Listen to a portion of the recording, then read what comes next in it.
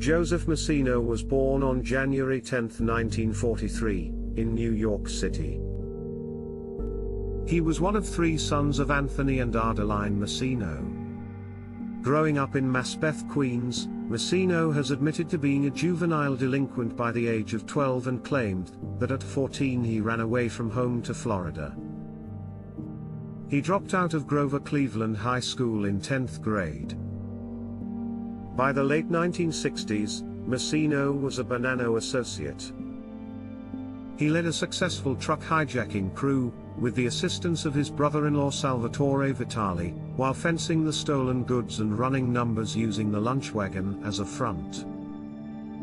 He also befriended another mob hijacker, future Gambino crime family boss John Gotti.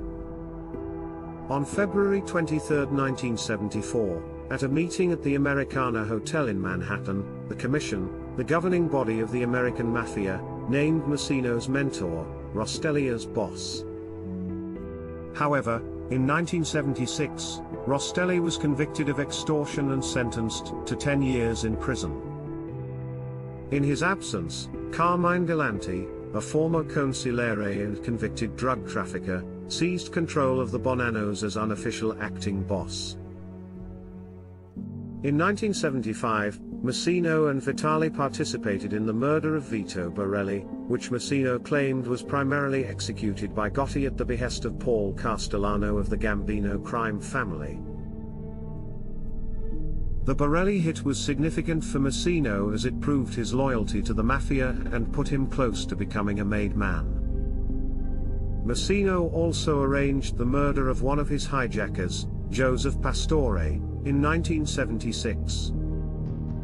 While later acquitted of the crime, both Vitali and Massino would admit to participation after turning state's evidence.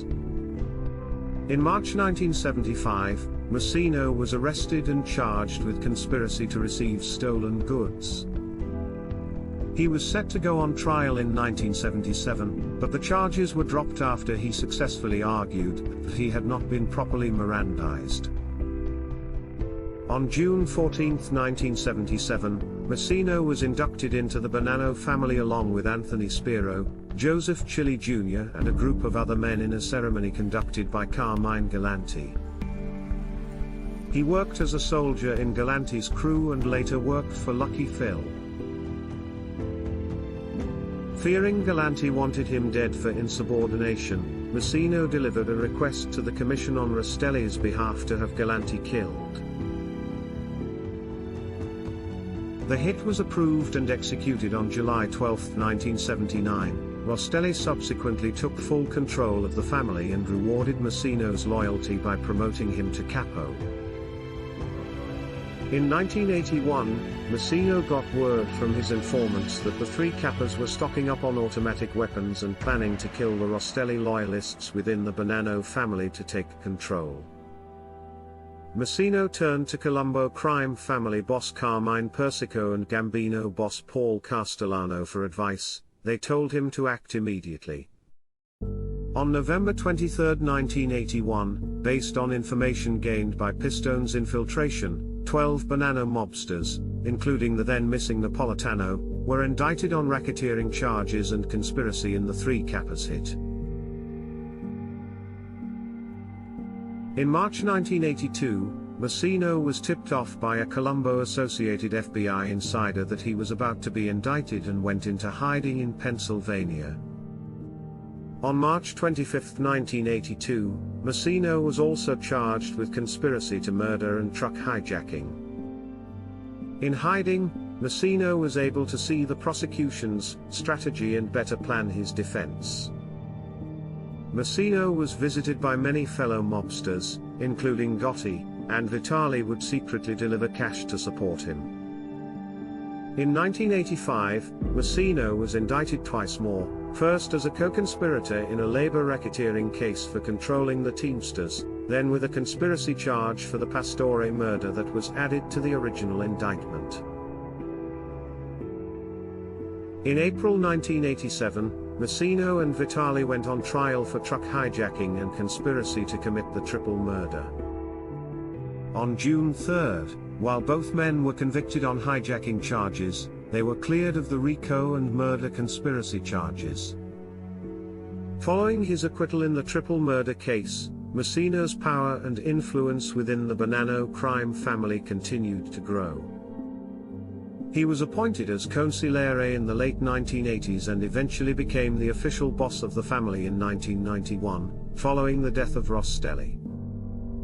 Despite his success, Massino's reign as boss was not without its challenges.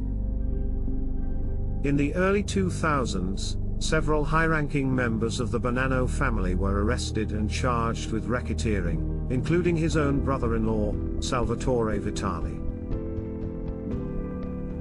Facing pressure from law enforcement and other crime families, Massino made the decision to cooperate with the government in exchange for a reduced sentence.